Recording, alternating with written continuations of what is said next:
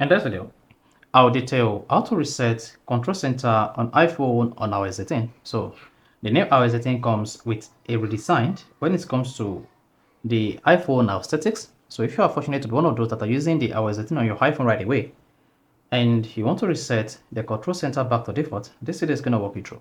So if you downloaded this video, you found this really helpful and informative, please don't forget to like and subscribe. Now to reset Control Center on iPhone on iOS 18, the first thing to do is go to your iPhone settings. So while on the settings page, you need to scroll down and select General. While on the General page, scroll down, keep scrolling, and locate Transfer or Reset iPhone. Then tap Reset. Here you have 5 options available, which including Reset All Settings, Reset Network Settings, Reset Keyboard Dictionary, Reset On Screen Layout, and Reset Location and Privacy. Now here, to reset your iPhone Control Center on iOS 18, tap Reset All Settings. Then once you tap Reset All Settings, you'll be prompted to type in your iPhone passcode.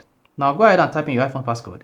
This will reset your iPhone settings to default without deleting or erasing any of your data. After resetting this, you still have your iPhone contact, your photos, your applications. Only settings on your iPhone will be reset.